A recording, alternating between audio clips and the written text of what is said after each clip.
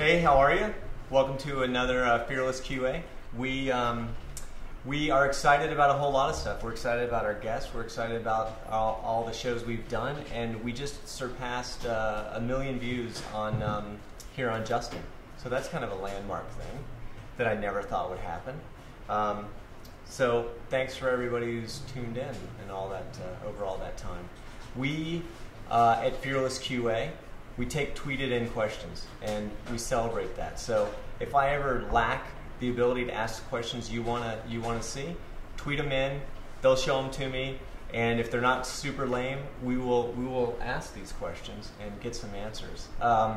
Today I'm super excited to have Jeffrey Smith on the show.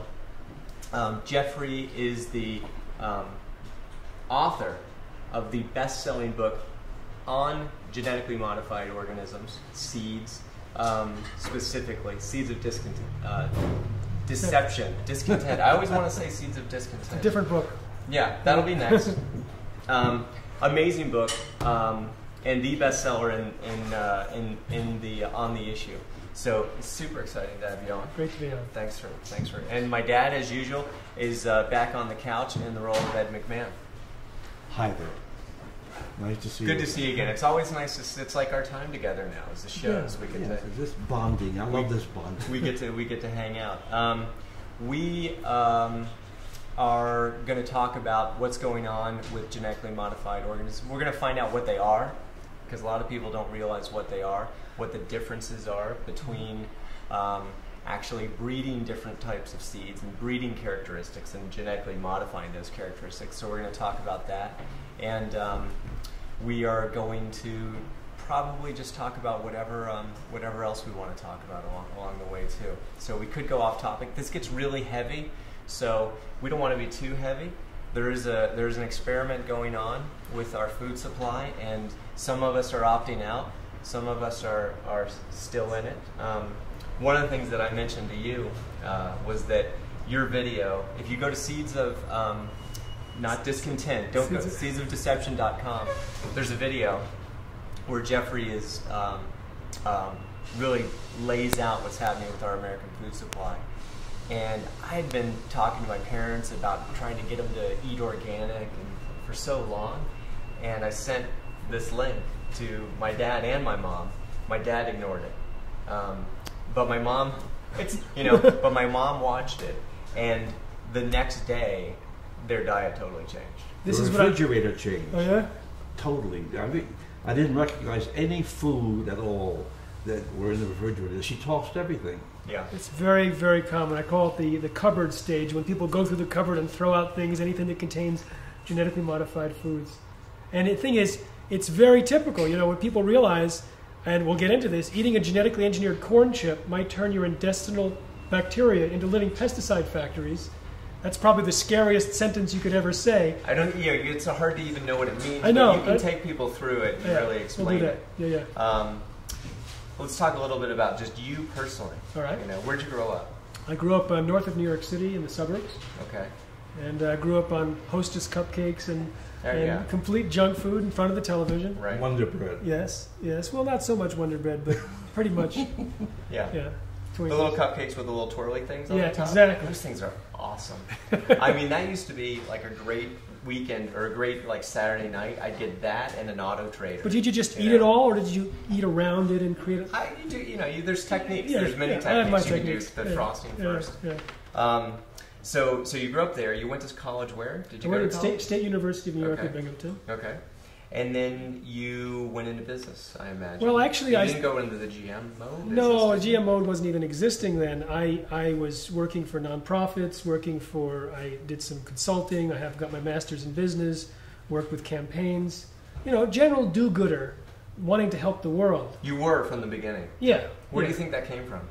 I don't know. My dad was into doing good locally, and when I got to my college, I was into eating healthy, so I converted the college menu so it had healthy food. I had to get a survey of 1,000 people and stuff. Really? Yeah. So it started with your folks. Yeah, probably. Yeah. So then you're doing that. How did you stumble into this area? Well, in 1996, I went to a lecture, from a molecular biologist who does genetic engineering. And he told us that they're about to genetically engineer the seeds that are being planted in Iowa. I was living in Iowa at the time. And to introduce a completely radical change into our food supply. And he knew as a molecular biologist that the science wasn't ready. Right. He knew there was prone to all sorts of side effects, and that the genes, once they get released into the environment, they cross-pollinate and the seeds move. It was self-propagating genetic pollution, and we had no technology to recall it. Right. And so that got me completely inspired to do something. And I said, people need to hear about this. And I realized I was talking to myself, because I'm a background is education. How many years ago was that? 1996. That was the year when soy and corn and cotton and canola were thrust on us that it's genetically engineered. In 96. So you didn't get involved until it was already in the market then? Just about to be planted. Just about to go in. And you just recently wrote an article about for Huffington Post about this gentleman. Can you zoom in a little bit just so we can see? And maybe tell his story. Oh yeah, well Dr. Pustai, Dr. Arpad Pustai, the world's leading expert in his field of research, he submitted his name to get a grant and won the grant over 27 other competitors to determine how to tell if GMOs were safe. GMOs were already on the market in the United States, and not a single peer-reviewed published study was done. No one knew how to tell, is this stuff safe? The FDA had been hijacked by the biotech industry, so they said no safety testing was necessary. And a lot of people suggest that GMO is the same as natural selection. You can make a rose of a different color if you keep working with roses. Well, this is the hype. This is the hype of the PR companies. In other words, they want you to believe, oh, we've been genetically modifying things since the beginning of agriculture. That the world genetically modifies, that nature genetically modifies. Yeah, totally different. Here you take a gene from one species, like bacteria or viruses, and you force that gene into the DNA of another species that would normally never have that gene. So you now have soybean plants with bacterial genes designed not to die when sprayed with Roundup herbicide. Right. You have corn that has a pesticide gene that kills insects, and it's registered as a pesticide with the EPA. And these things would never occur in nature, and the process of insertion causes massive collateral damage in the natural functioning of the plant.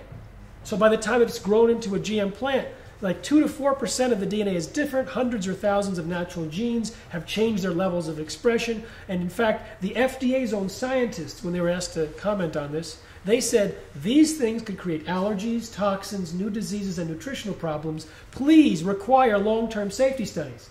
But the person in charge of policy at the FDA was Michael Taylor, Monsanto's former attorney. Monsanto's the big biotech company. And later, after he determined in his policy, claiming that the agency was not aware of any information showing that GMOs were significantly different, which was a lie, then he became Monsanto's vice president. And now he's the U.S. food safety czar.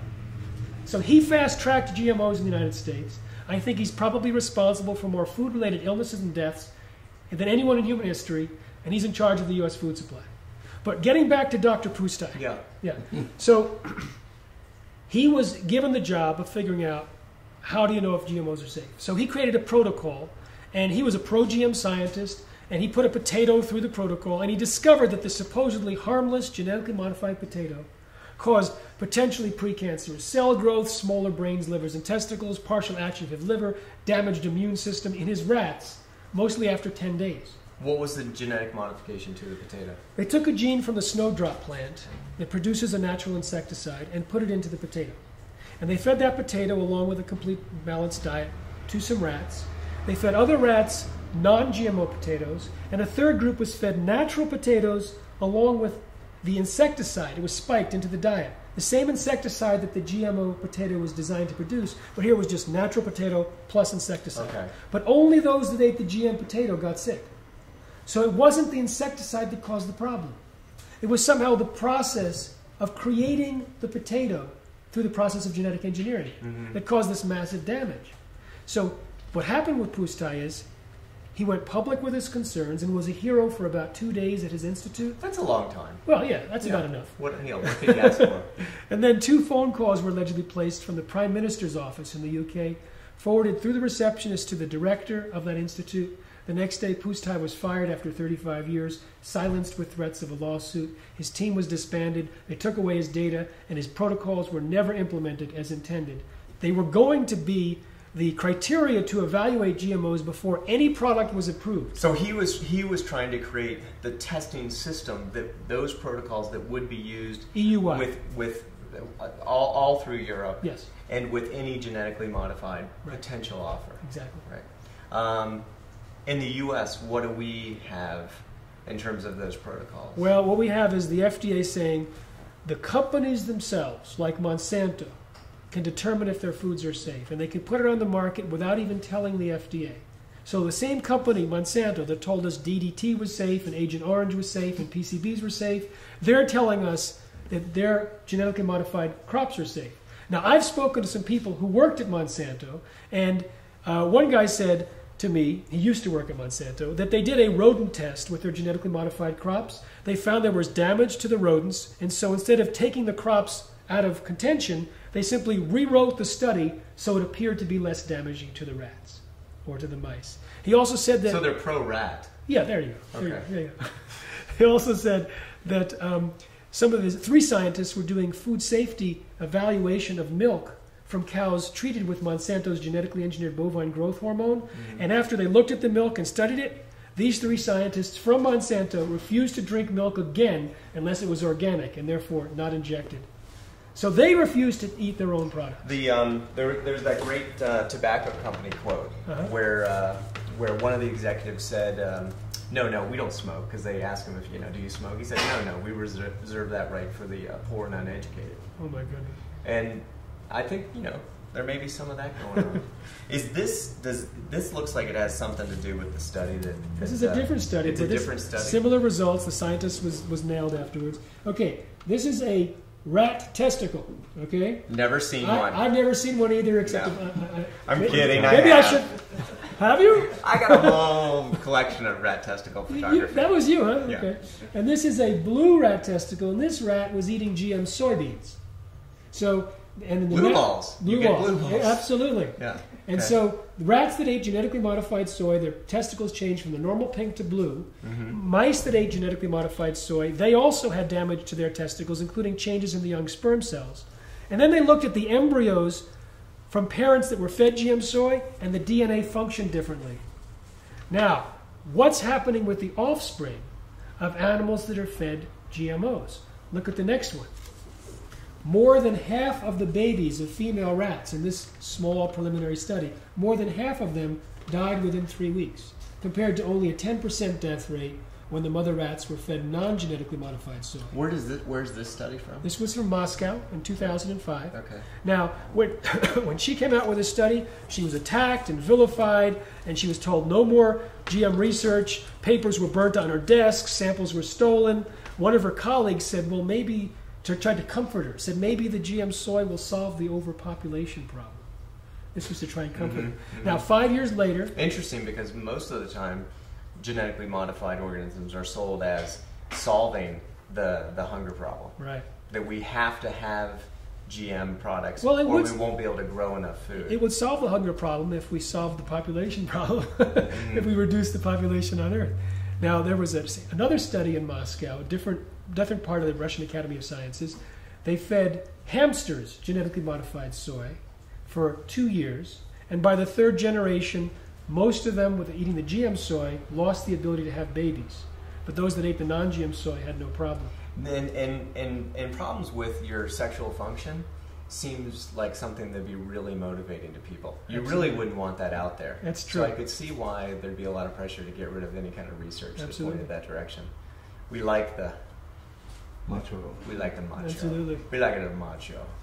Yeah. Now, also the herbicide that they use on the soy, it's called Roundup. That, when fed to animals, can cause a lower sperm count, damaged sperm, fewer sperm in the ejaculation, changes in the endocrine formation of estrogen. At my age, it could be a good thing then. There you go. Right. Well, eat a lot of GM soy. Yeah, it's like we don't want any more kids. Check the color of your testicles. So are you anti-science? Actually, I'm calling for more science. You see, when I created this book, Genetic Roulette, I worked with more than 30 scientists around the world to document the health risks. And I did it in such a way so that a non-scientist could understand I had, this is, whoops, a 2-page spread format. This is written for politicians. Yeah, this is right? for the attention deficit politician. Okay. This is this side where they only have to read the headline, and they can turn the next page, or they can read a bullet point. You might have to shorten it. But yeah, it's okay, true. yeah. Half a headline. Yeah. And they go to the next page, and it's 65 different 2-page spreads.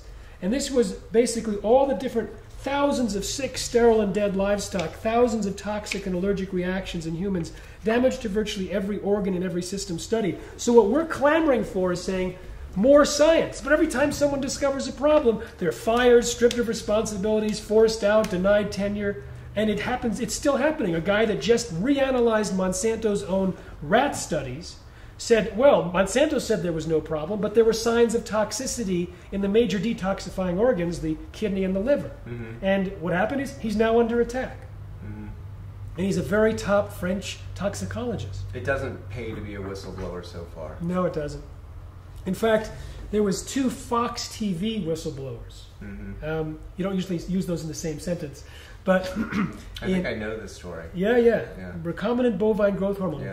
the RBGH, injected into cows to increase the milk supply. They were going to go public with a 4-part news series in a Tampa-based Fox station, linking it to cancer, linking it to rigged research and problems with animals. And 3 days before it was to air, threatening letters from Monsanto's attorney caused them to delay it. They reviewed it. They said, oh, no, everything's vetted. It's all true. So they went and rescheduled it. Another attorney letter came, this time promising, quote, dire consequences to Fox and Rupert Murdoch. It ultimately canceled the series. The people were fired. There's been lawsuits, etc. It didn't pay off for them.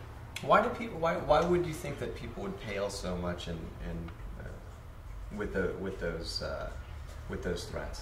Why would they pull back? I mean, television stations. Fox gets a lot of money from Monsanto. They have a lot of advertising. And their advertising agency also had Monsanto. Okay, good. Advertising agencies. Yeah, I don't trust them. It's like lawyers, admin. Yeah. So the advertising agency established by Rupert Murdoch had Monsanto as one of its clients. So when they promised dire consequences, they saw ads all the time. Mm-hmm. So what happened was they actually took the reporters through 81 rewrites over several months. And every time they brought it, it was the attorney for Fox that was saying, no, we have to be able to win in a quick way if they sue us. And so they eventually asked the people, these reporters, say on air that there's no difference in the milk from cows treated with RBGH versus not. And they said it's not true. There's more pus, there's more bovine growth hormone, there's more antibiotics, and there's more of a cancer-related drug in the milk, IGF-1. Very high link to cancer. And so they refused to lie. I'd choose cancer over pus even. Yeah? Like, I don't know, like drinking a thing of pus. You should try it, though. I don't want either one. but obviously I've had the pus. Yeah, you have. Right? You have. Yeah. If you've had any milk that's not organic, I guess. Well, there's a little bit of pus in all milk, but I'm not supposed to say that. Well, I like it's just a little bit's kind of good. Yeah, well, you know. Yeah, it's good for flavor. Body. It's good for flavor. Yeah. So one of the things that one of the questions that was tweeted in was, do you realize? I think it was to me. Do you realize how many fearless, creative individuals were part of, coming up with genetically modified science? Well, a lot of people got very excited about this because when you can manipulate DNA, it's like the tinker toy mind of the scientist. Let's create rice that has vitamin A that tastes like pizza. It's totally cool. And I was talking to a guy that was working with Monsanto in the past to develop a genetically modified sugar cane. Okay, and so he ended up burying it because there was no market. And I said to him, he was totally gung-ho, let's get this sugar cane out. Yeah. I said, so you create the new Roundup-ready sugar cane so it can be sprayed with Roundup. And then you give it to Monsanto to do the safety studies. He goes, that's right. So you create the cane and then you give it to them to do the long-term animal feeding studies and the human clinical trials and to post-marketing surveillance of the population. He goes, that's right. I said, guess what? There's no long-term animal feeding studies. There's no human clinical trials. There's no post-marketing surveillance. There's none of the basic studies that should be in place to protect the public. Mm-hmm. And he had no idea. So he was a creative, fearless person, but he had blinders on. He had no idea that when he handed off the product, it would go on the market with virtually no safety studies. Mm-hmm. And after the products are already on the market, they discover new allergens in corn, 7-fold increase in allergens in the soy, changes that might relate to Parkinson's in the soy and the corn. All these things that are looked at after the stuff is on the market, but not required beforehand. Who's out there suggesting what the protocol should be? I mean, the doctor had his shot, that went away. It did. Is there any other suggestions about what would be proper? And is there any within science? Is there any place we can look to say we did it well here?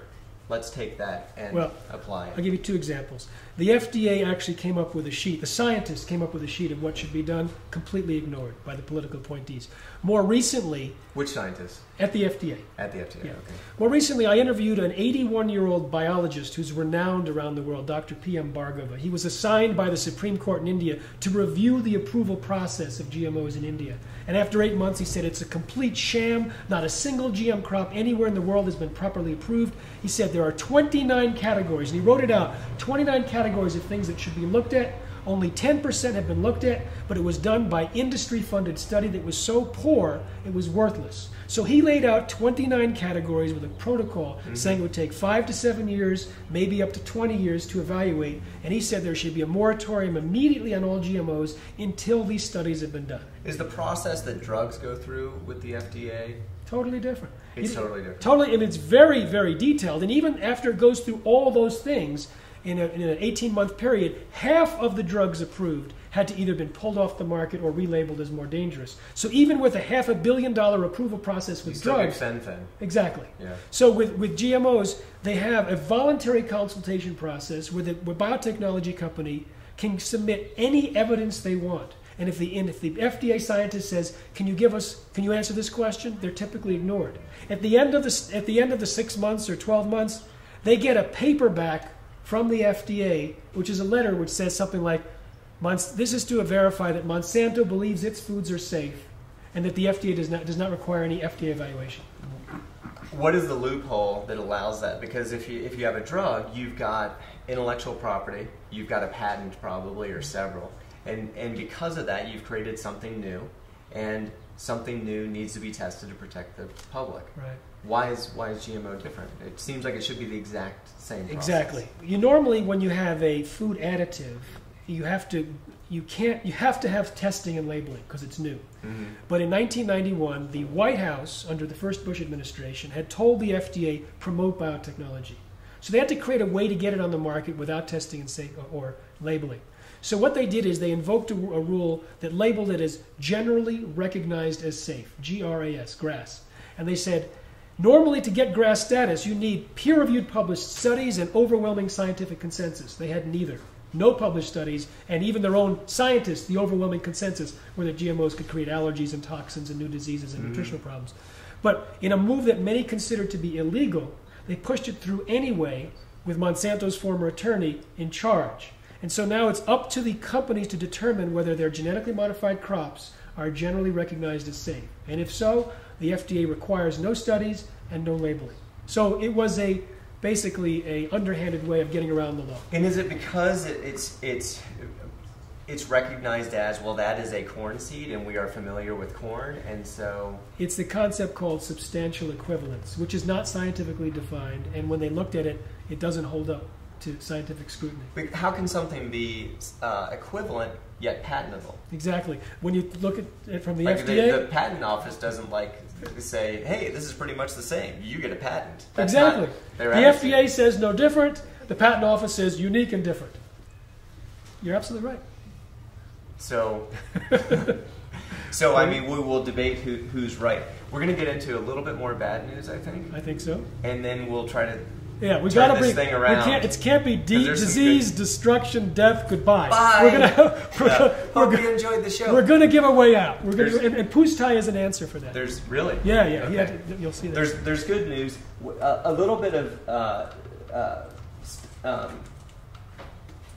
of what's happened in India that I was not familiar with. Yeah, very and maybe you can take us through what that's about. I visited this village, where they had allowed their buffalo to graze on cotton plants for about 8 years without a problem. Mm-hmm. They allowed their buffalo to graze on genetically modified cotton, which is culturally how they That's what they do. Here, I don't think we feed a lot of cotton to No, livestock. no, we actually we feed cottonseed cake to animals. Okay. There, they allow their animals to just graze on the fields after harvesting, and they allow them to graze on genetically modified cotton for a single day, January 3rd, 2008, and all 13 buffalo died within 3 days. And this is happening to thousands of animals around India: sheep, buffaloes, and goats. The same village lost 26 sheep and goats. And there's been a lot of farmer suicides. Oh right? yeah, you see the cotton. There's so many unpredicted side effects that occur in the process of growing a genetically modified crop that are bad for health, but they're also bad for the environment and even the capacity for the... Can be. We're just putting it out there without knowing. Yes, exactly. Right? So it's not always unreliable, but the Right. genetically modified cotton is very unreliable in India, especially if there's lack of water. And Monsanto has convinced millions of farmers to borrow heavily to pay for the more expensive GM seeds and the associated agricultural chemicals. According to the UK Daily Mail, the number of farmers who committed suicide after planting BT cotton, which is their genetically modified cotton, and unable to pay back the loans, was 125,000 farmers. And my friend Vandana Shiva puts the number at 200,000. So this is like a genetically modified genocide.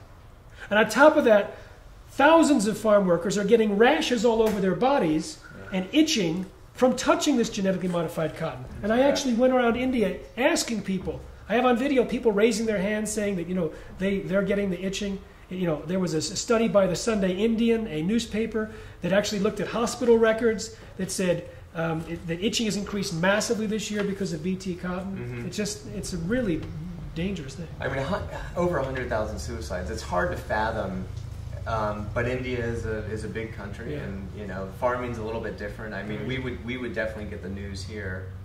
I would think if there were 100,000. Well, but what's happened there, which is remarkable, is that story got out, and I think you were part of a film or telling that story and changing some attitudes. Yes, it was that story and some others. There was a film that came out from top Bollywood producers and filmmakers called Poison on the Platter, which talked about the suicides, the itching, the animal deaths, many of the things we haven't talked about, the potential increased allergies in the U.S. as a result of GMOs, the 50% increase in soy allergies within a single year in the U.K. after GM soy was introduced. I mean, a lot of the different things which we haven't even touched on.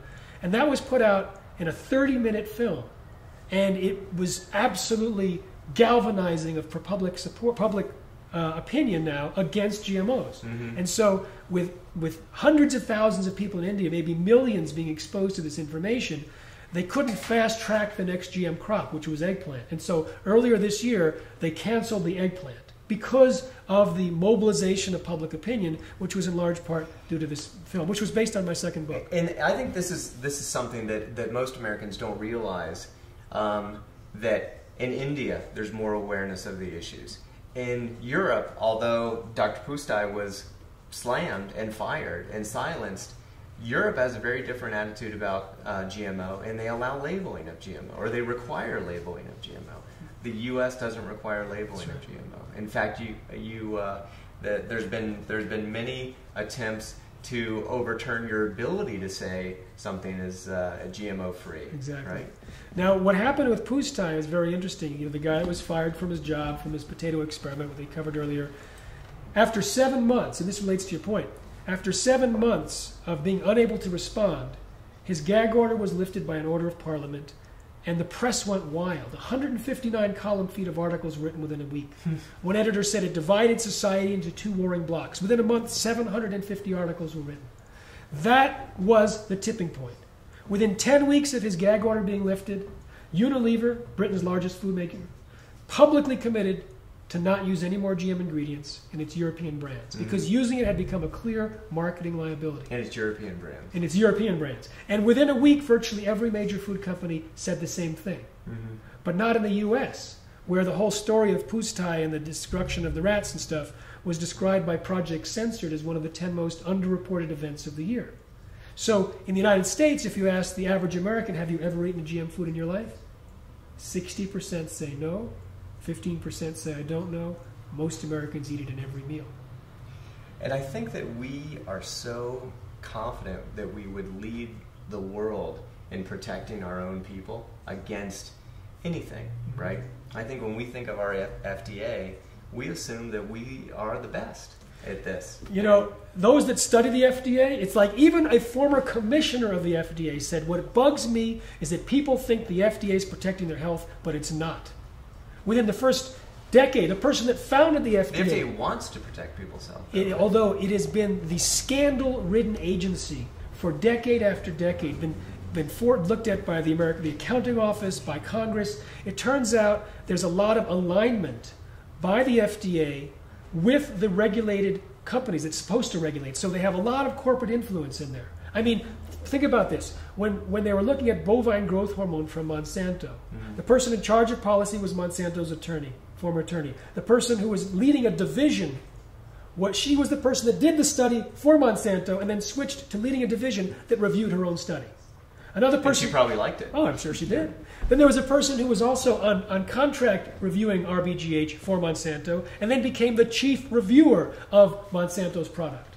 I talked to a whistleblower at the FDA, and when he tried to actually require more studies, he was fired and had to get reinstated after a lawsuit because they admitted in court that it was a setup for him to be kicked out because he was slowing down the process. So the FDA is not something that we should have faith in. And if you look at what happened with GMOs, it is more, I would say, scandalous than any drug. Because you see, with GMOs, with food, you release this product of an infant science to the entire population. And you put it into the fields where the self-propagating pollution can never be recalled. So its exposure of this new technology is unprecedented on Earth. So when you think about the tragedy in the Gulf, yeah. All that oil that's difficult to clean up, obviously, nearly impossible. Will dissipate over time. But over time does go away. Yes. If you think of a pipeline that's spewing out genes, exactly. How does that get cleaned up? It means that the genes that we've already released can outlast the effects of global warming and nuclear waste. As long as those species of that gene pool exists, as long as corn exists, it's already, the indigenous corn varieties in Mexico are already contaminated. Have we seen that that those genes propagate from one species to another? Is that yes, from related species in the news this month. In Japan, they don't allow the planting of genetically modified canola, but they import canola seeds into their ports. It gets trucked to crushers who make canola oil. On the way, the seeds fly out of the truck. They grow. Then they cross-pollinate with a wild indigenous plant. That was discovered and reported this month. Wow. It gets worse. The canola that's planted is in the United States and in Canada. It's herbicide tolerant. It's not allowed. It can't be killed by Roundup herbicide or Liberty herbicide. It's now been found in a study published this month.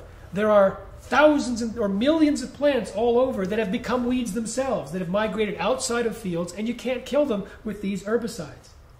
And it goes on and on. I mean, I used to work at a GMO detection laboratory looking for contamination. And the laboratory would see it all the time, and that was 10 years ago. In fact, in 1998, they found 60% of the bags of supposedly non-genetically engineered corn seed had some level of contamination. That seems like one of the things that you would really have to prove is that it won't migrate. You'd think. Right? You'd think. One person from the biotech... Because it's your patent. Now, does my patent move too? Everything that it accidentally breeds with, do I also own that? In a way. There's a famous case from a Canadian farmer. Monsanto's canola seeds blew onto his property or cross-pollinated from a neighbor. And he was saving seeds year after year, creating the best seeds for over 50 years. He harvested those seeds just like normal, replanted them. That violated Monsanto's patent. And he never planted it. He never used their Roundup. That brings up one other thing that we probably should touch on and then try to move to some good news. Okay. A lot of these seeds are designed to only work with the first planting. Well, right? it hasn't been commercialized yet. It's called Terminator technology. Okay. Right now, if you buy... So that hasn't leaked into... Not yet. That's where it becomes very scary that this stuff can move, because we could create an entire environment where seeds die after one season. Exactly. You see, this is called Terminator technology. Which would mean no life on Earth.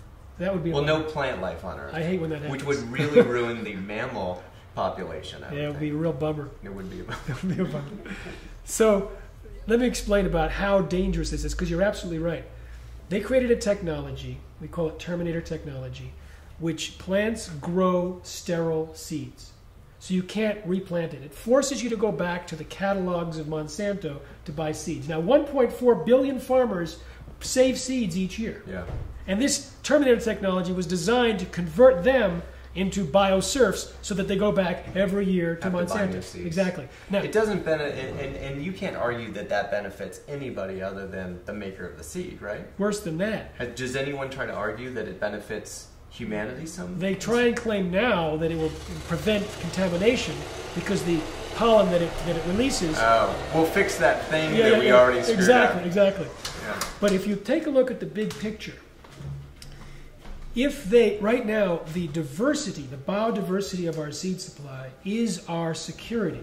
If there's a change in weather patterns, we look for new plants. We now have millions and more than 1 billion farmers growing different seeds in different regions. If we eliminate that biodiversity to the very few genetics that are sold in seed catalogs, we are betting the entire food security of the earth at a time when climate is changing.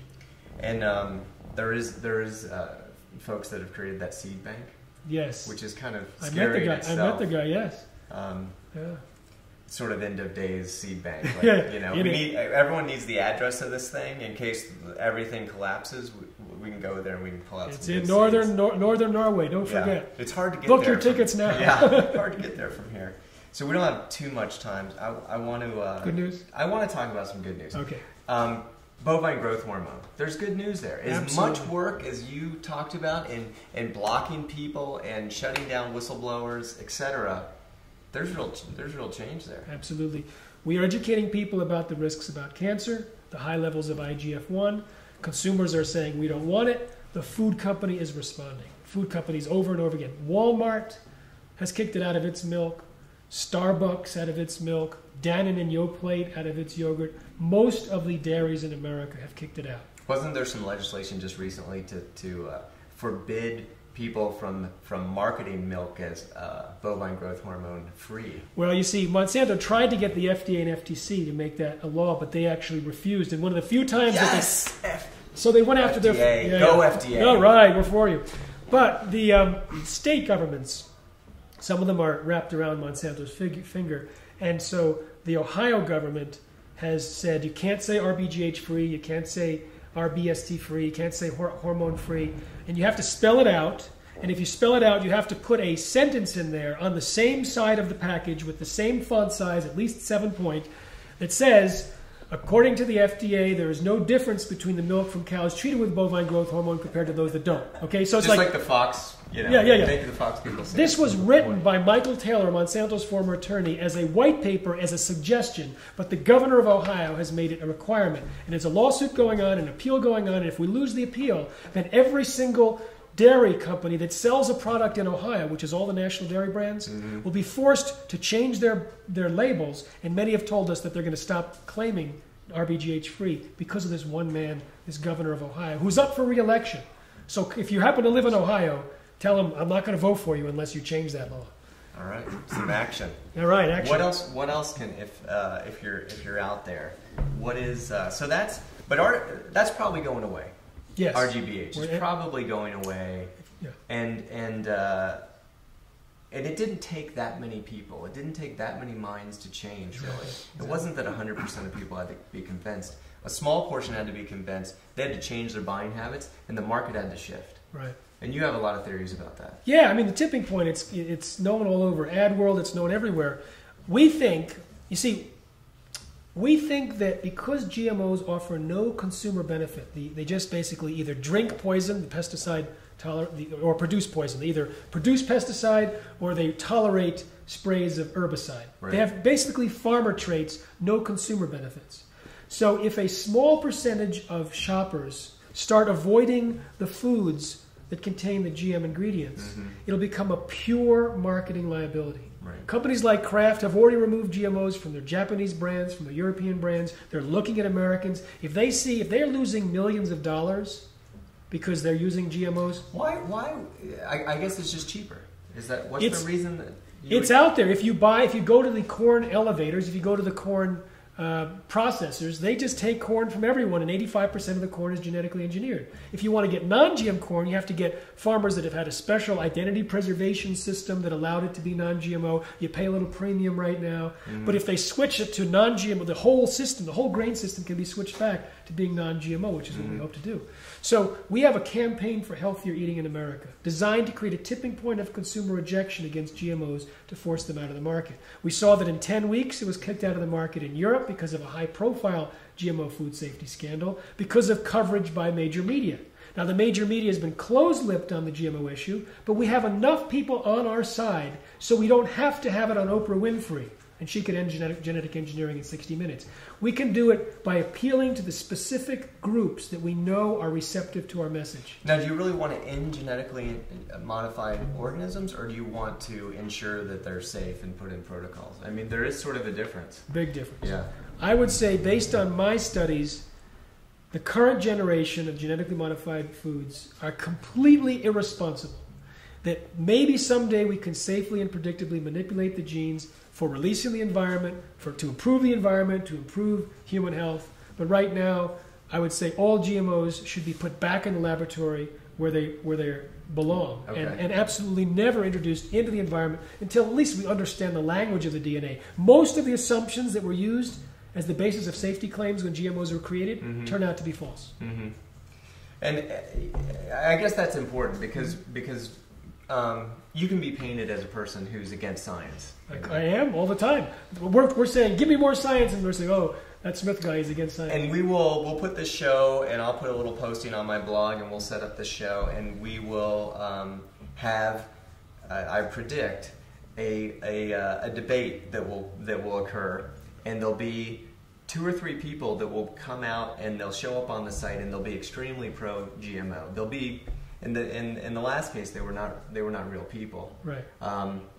But I think we'll see that again. It happens all the time. There's a damage control situation. You see, with drugs, you're allowed to have a little bit of side effects.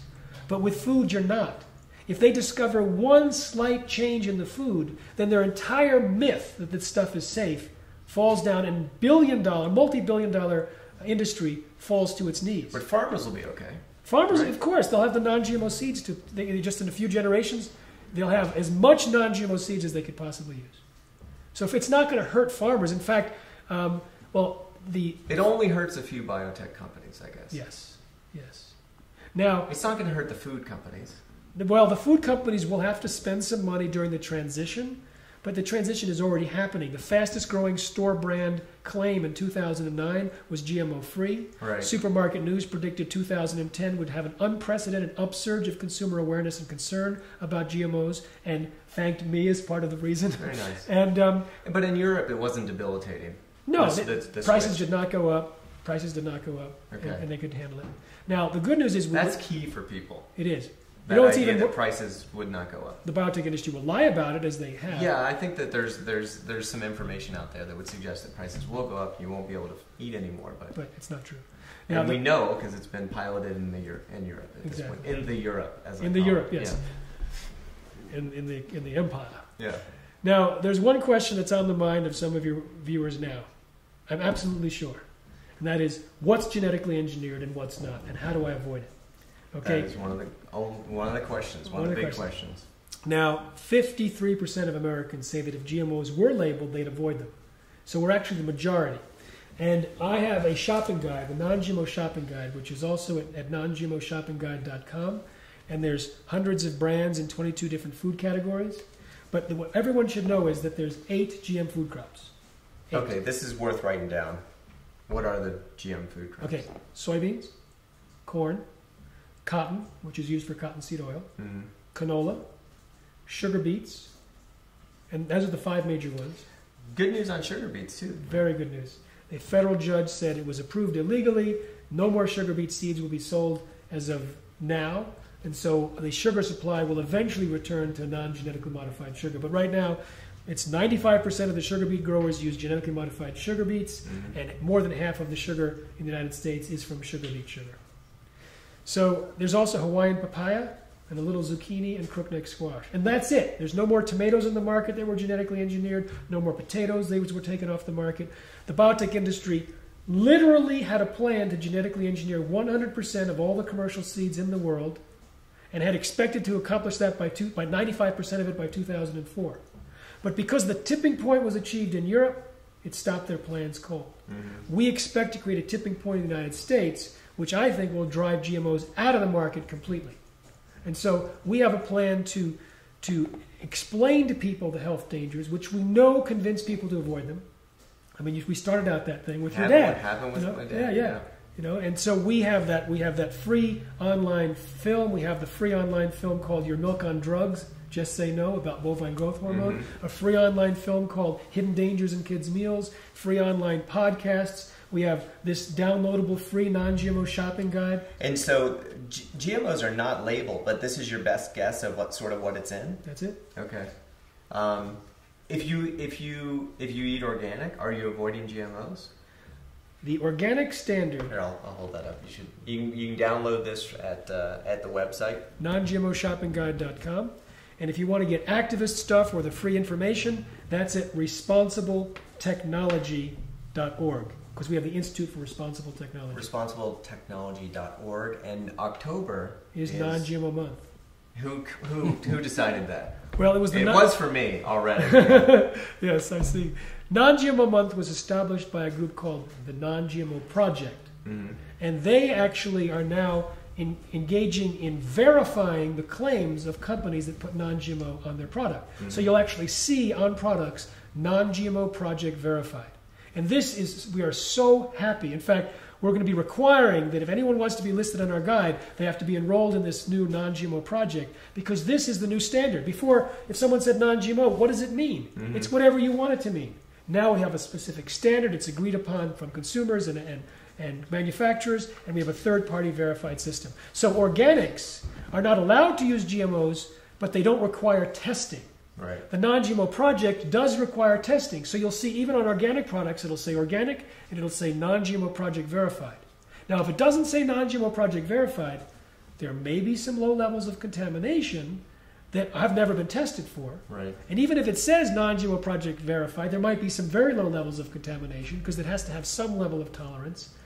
But it's a greater level of scrutiny, and it'll help drive down the level of contamination over time. So it's very good news, and October is non-GMO month, 10-10-10 is non-GMO day.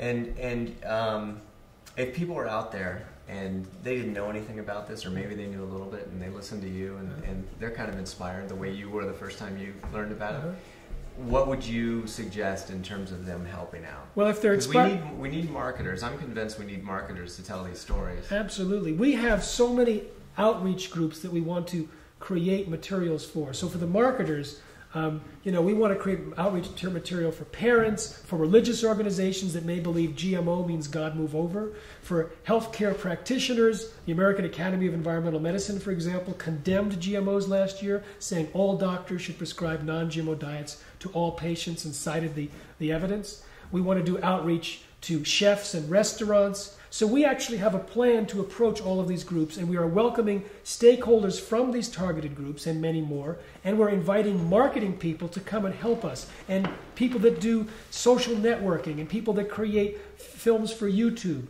I mean, What if I have absolutely no skills at all? Can I still get involved? We'll take you. Okay. All right. Awesome. We'll take you. In fact, we have a job. Because it sounds intimidating a little bit. Like, I'm thinking, well, how do I help out? This is anybody, no skills right? at all. We can hook you up. I mean, we all obviously have skills. We just don't realize. No. We want to create local activism in your area. Right. We want you. There'll be non-GMO potlucks. You'll be showing films. You'll be getting people. We're training people to speak on GMOs. I just taught 140 people this year. About 1/3 of them are healthcare practitioners. Mm-hmm. So they're going to be going on and giving talks.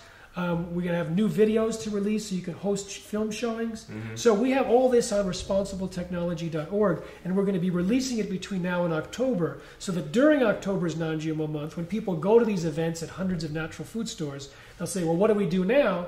We can shepherd that energy into effective community activism. Whether you're skillless, like you say you are, or whether you're highly skilled, like I know you are, you can be involved in this and have a tremendous opportunity.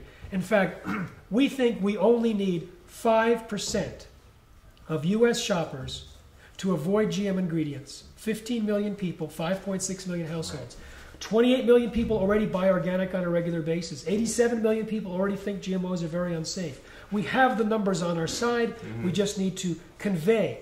So I spend my time creating the packages of knowledge, and anyone can take it and forward a link like you did to your dad, and anyone could show a film like it happens all over. So it's a plug and play revolution. And I have forwarded your talk to a lot of people, and it's pretty effective. I mean, it's not just my parents. That was probably the one that mattered the most to me, but it's been effective with a lot of friends too. Great.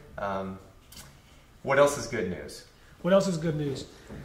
Well, I can't say that the current administration is going along. I mean, what was good news was the Obama administration promised before he got elected as part of his campaign speech that he would label GMOs, and since then he's just been hiring all these former Monsanto people into his administration. But what I can say, Dennis Kucinich just introduced a bill to label GMOs, and hopefully we'll get some traction there, as well as to test them. What I'm seeing once it's labeled, it's pretty much it's gone. Right? It's gone. I mean, if more than half of Americans say they'd avoid GMOs if labeled, who's going to stick the skull and crossbones? I think that, I think that we should be outraged. There should be a certain amount of outrage that there's so much work to keep it from being labeled. That's just transparency. That's just, hey, what's in the food? And right? The FDA would be the FDA should, at least let us know.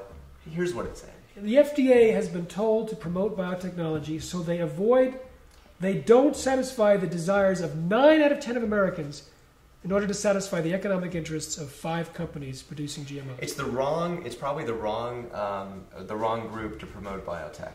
Right. I would say so. Probably. It's a little downstream, right? It's like we'll promote it by feeding it to everyone, and we'll regulate it at the same time. Exactly, and we'll do some regulation if necessary. That should be a different group that's actually promoting it, because what you want to promote is great science. You want to promote a lot of good testing, and you want to promote the creation of protocols that mean that we can take advantage of this miracle of science, which it is, and make something wonderful out of it instead of something that's been hurting a lot of people. You asked about good news. I just want to say I travel a lot. I travel about 170 days a year and 32 countries, and I've been around the United States a lot. In the last 12 months, I've seen more educated consumers doing activism on GMOs. And activism is like sending a click or putting a Facebook thing on it, having a meeting, than ever before. This is exactly what I would expect before a tipping point. We saw it, the prediction with supermarket news. We saw the changes, the increase in the numbers of foods being labeled non-GMO. This is exactly. So we actually think we will hit the tipping point between 10-10-10, non-GMO day, and 11-11-11. I think you're right. I think I feel it coming. You've been really quiet. I have, because it's very sobering. And there's nothing to giggle about. We can still have fun, even as I can tell some jokes. You have definitely modified some thinking genes on my part. There you go. So there's that little bit of humor. It's a perfect way to end too. So thanks for tuning in to the show, and we'll be back next week with another exciting guest. And make sure you go to all the links. I'll post them on my site, and you'll post this show on your site, I imagine, and some things like that. So we'll work to get more information out to you. We haven't been as good about that as we probably would like to be, so we're going to get better at that. So anyway, thanks a lot. Cue the music, and take us out, Art. Let's shoot the shit.